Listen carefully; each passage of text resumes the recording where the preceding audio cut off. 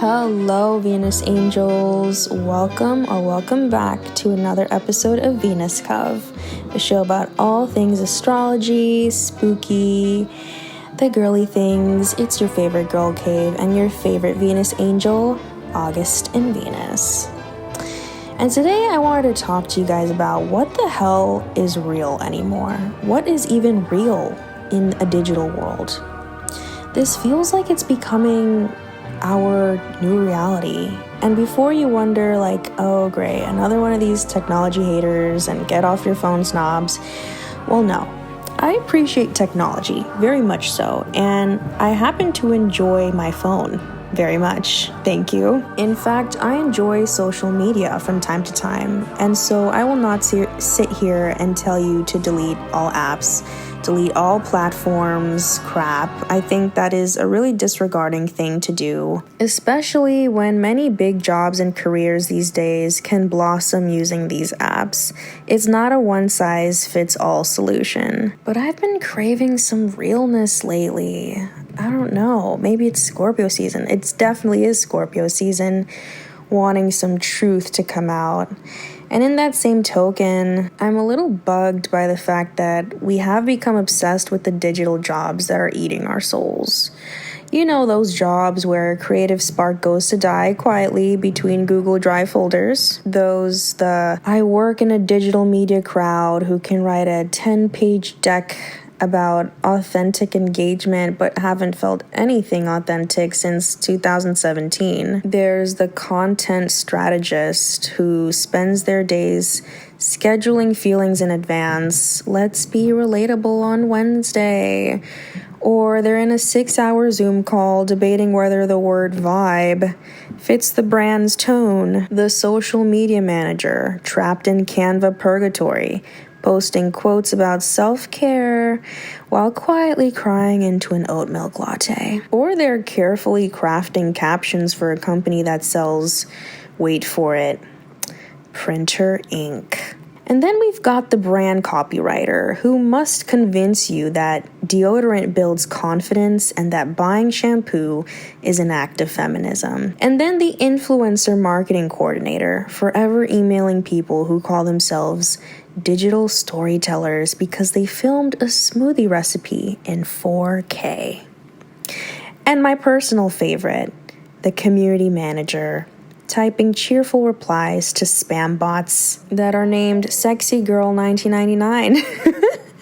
Like this poor human soul saying, thanks for your feedback, we appreciate your engagement, heart emoji, to an AI-generated profile trying to sell crypto scams. That's modern devotion, babes. And then, there's the project manager. Basically the babysitter of grown adults. Their whole job is trying to get 12 stressed creatives and 5 confused bosses to agree on one idea before everyone burns out. It's like wrangling cats, if the cats had Wi-Fi anxiety and a calendar full of meetings that could have been emails. They're the Capricorns of the office. Practical, over-caffeinated, and hang onto sanity by a color-coded spreadsheet. Imagine trying to align a Leo copywriter's bold artistic vision with a Virgo executive's data-driven expectations. It's chaos disguised as productivity. Corporate life is basically astrology in a cubicle. Every department's got it. The designers are Pisces, crying in Figma, which, if you don't know, Figma is basically a design app that every quote-unquote cool tech or marketing person swears by. It's where people make mock-ups of websites, apps, logos, or social media posts before they actually are made. The sales teams are all Aries, starting new ideas and abandoning them. The executives are Virgos, obsessed with analytics, and the HR department, pure Libra, balancing everyone's emotional breakdowns while writing another Wellness Wednesday email no one reads. At the end of the day, they all meet on Zoom, and they say circle back and pretend the work matters. Meanwhile, the artists inside them are quietly screaming, I just wanted to write poetry and take photos of the moon. So yeah, The jobs pay the bills, but let's be honest, they also charge rent on your soul. Maybe it's time we clocked out and made something real again. Yeah, it's Scorpio season, and the cards are telling me enough. Scorpio is saying that it's time to find something real, something genuine, and I'm here to deliver that message from the cosmos that we all should strive for that. Why? Look around. Winter is coming, and shit is about to get real. The weather is officially gloomy and cold and withering and decay. Reality hits in a darker font around this time of year. And I fucking love it because I found myself wondering about my own path, and maybe listeners could relate to this, but as much as October was lovely and Libra season was obviously ethereal and magical and perfectly curated, I'm tired. I want something more. With depth. I want something more than surface level. I want soil. I want to touch soil. I want the ground. I want to dig on the ground. Does that make sense? Like, do you want to dig for something deeper? Do you feel like that urge to kind of get your hands a little messy to find something more than just a perfectly curated video or whatever? Like, we did the 4K videos, we did the skits, we did the bits, the 70s fonts, and cute glossy marble islands with the shiny glasswares and shiny hair, and the workouts, and I know some of us are doing the winter arc, but I'm unsubscribing to that. Absolutely not. I was going to, but that just does not align with the season. No. We did the glossy skin and the catchy phrases, the matcha mornings, the that girl routines, the Notion templates, the fake soft launches, the mood boards, the voiceovers that start with, lately I've been romanticizing. Like, girl, no, you've been spiraling. We've been spiraling. With good lighting. Y'all, no one's real. From our plastic surgery to our jobs, and I don't like that. I don't want to be a part of that. Not entirely. Again, moderation, balance. I want to have our cake and eat it too. I love all of it, but we're going too far and we're gonna ruin it. Like, I know it. I see it coming. You know what I want? I want real stories. I want real people. I want real fuck this. Like, real fuck this. You know? Not like, oh, fuck this. No, I want real fuck this shit, you know? All these, oh, I'm not trying, oh, screw this, selfies. No. I want real, I don't care. I want, I don't want these manufactured vibes, chill vibes, you know, screw this. And if you do care, then say it with your damn chest. By all means, I don't care if you care. Just have some integrity with it. Give me something real. I'd love social media way more if I saw more real, inspiring things rather than something intensely dramatic simply because the end of the month is coming and someone's got bills to pay. And I know it's way easier said than done because we're all fighting a shitty-ass algorithm. We're fighting a robot, y'all. The robots are here, and we're fighting for its attention. Imagine that. Not that deep? It's always that deep. The robots are here, and we birthed them. But we are mother, so we can't let it take advantage of us. I truly feel like we are all slowly losing ourselves in the sauce, and it's gonna blow up in our faces. From politics to fake digital jobs, they're not even fun anymore. Creating content is not nearly as fun as it was before. And I don't normally like to be too negative on this podcast, but it's Scorpio season. It's time to get real. It's time to fess up and be honest. There's a time for smiles and joy and you know, play pretend, you know, play time. But it's time to reevaluate and assess what the nonsense we're doing. So since I'm yearning for realness, I've gathered a list of things I'm gonna do for this Scorpio season, maybe even this winter in general, to remember that there is still ground under all this fluff. Well, I don't know, it's New York. New York doesn't really have snow anymore, but we're gonna go with metaphorical fluff, snow. And if anyone is also feeling this, please listen up. I think my list can help. So number 1, I'm gonna read books. As a matter of fact, I'm gonna take a step further and read someone's story. I need to read some real stuff. I need to read something genuine and not Hollywood filmed, Hollywood written, because there's more to things than that. I am gonna head on to Wattpad and read some shit. Next, I'm gonna focus on my spirituality a whole lot more, because what better time to get into yourself and in your intuition than Scorpio season. The next thing that I'm going to do is I'm gonna people watch with a focus on couples. I'm currently taking a sabbatical when it comes to dating, meaning I'm currently not dating, and funny thing, this idea sprung up on me on a random day hanging out at a bookstore where I asked this guy if I could sit next to him because it was very packed and he was there all alone. And he said yes, and so I did. And I took out my notebook and just started writing. Then what seemed to be his girlfriend pulled up next to him, and I overheard them trying to figure out what books they want to read together. I thought that was so cute, first of all.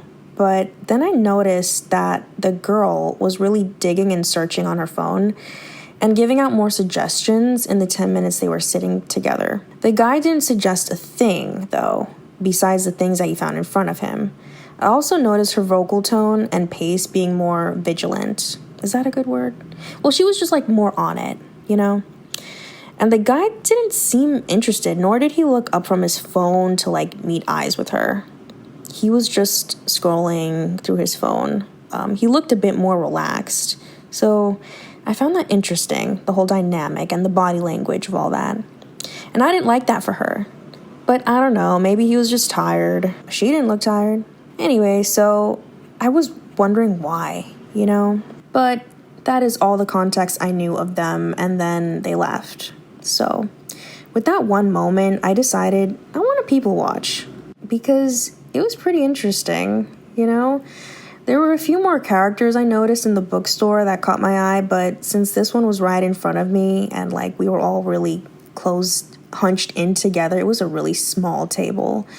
It sort of catapulted me to observe more people. Mind you, I've never done this. I've never been on the outside looking in, like not in like a physical form.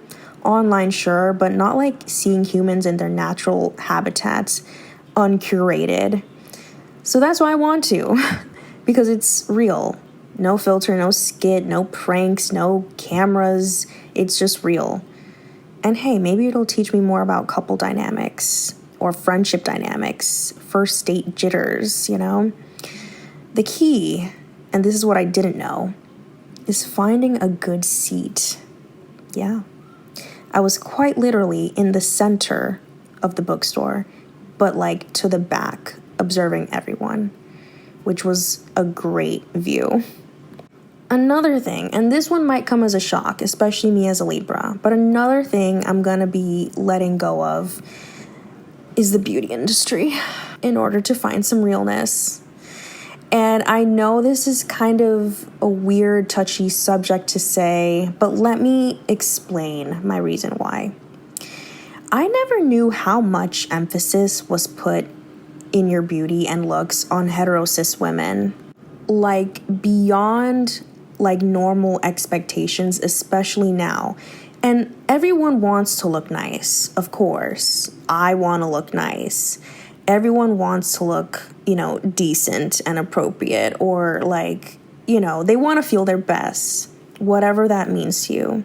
But there's just so many more details and a list of unrealistic things that straight women do in their routine that I just found kind of baffling.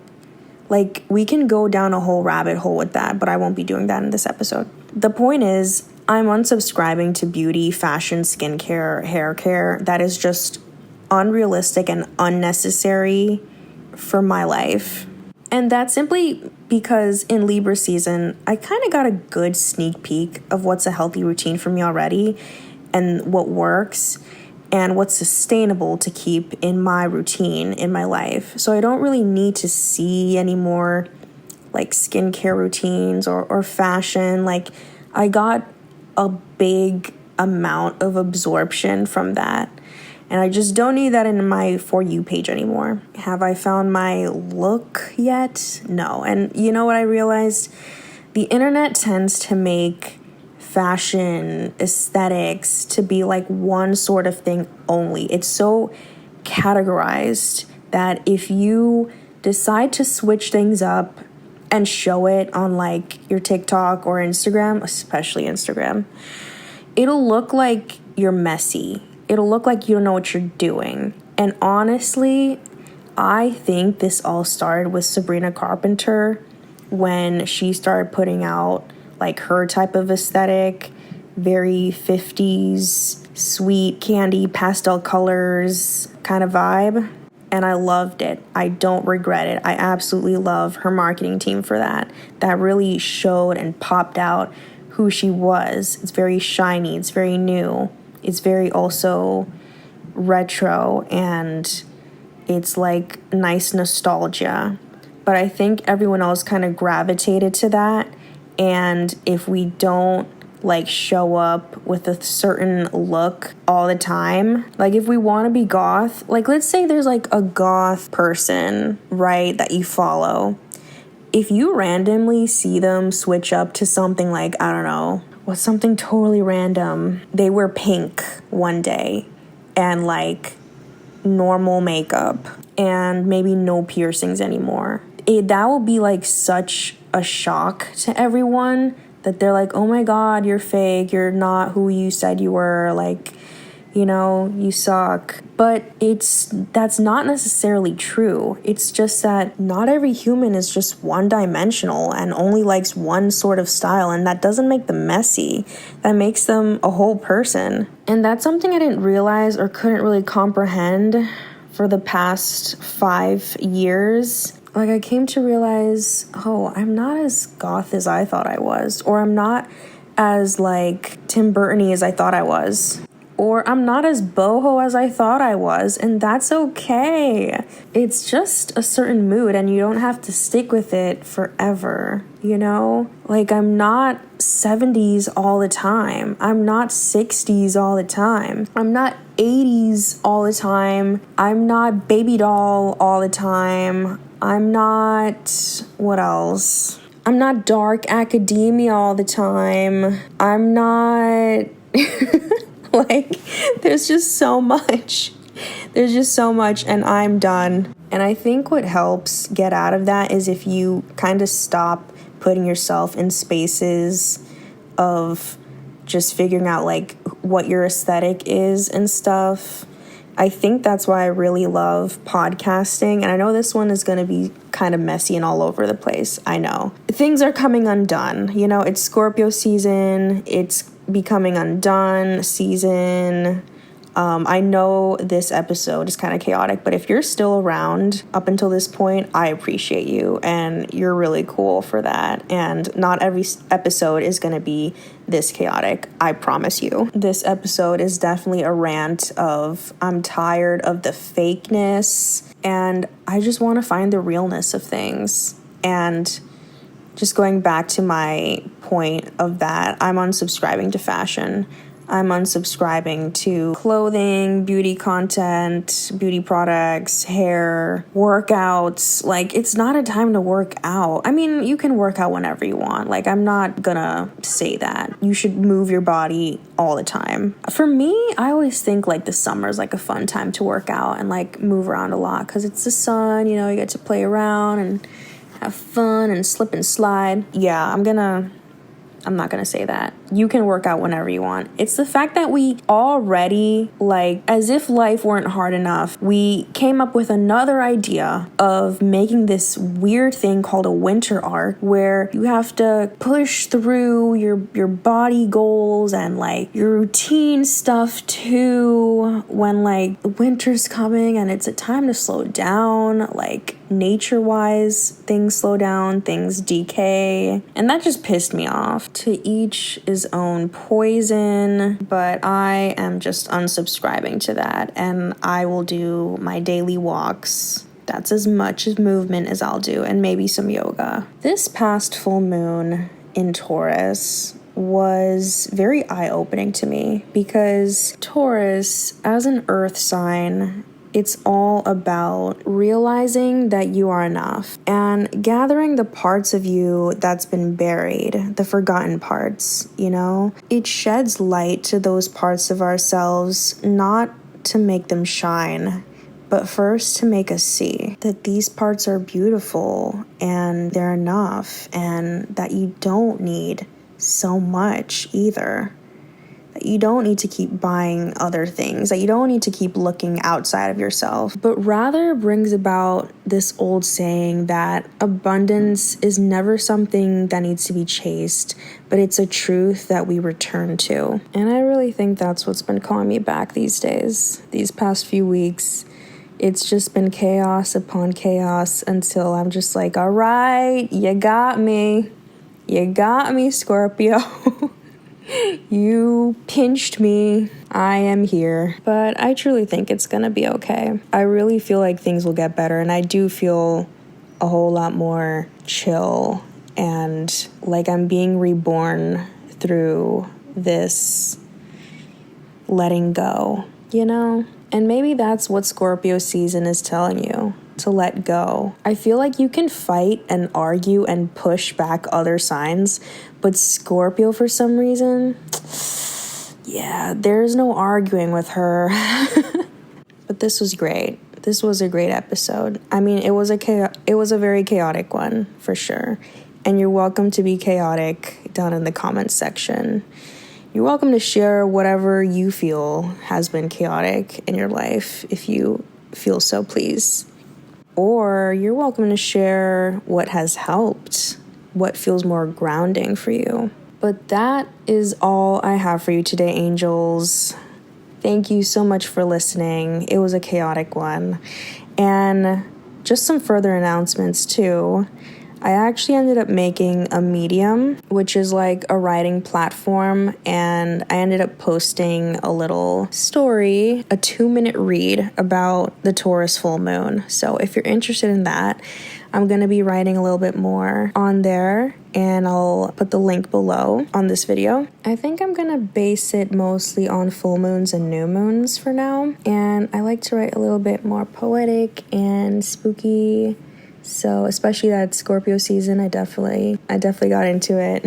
And yeah, that's all I have for you today, angels. If you want to find me, I am available on TikTok and YouTube at August and Venus, Instagram as My Life with Johanna, and that's it. My name is Johanna, also go by August here at the Cove, and this is Venus Cove signing off.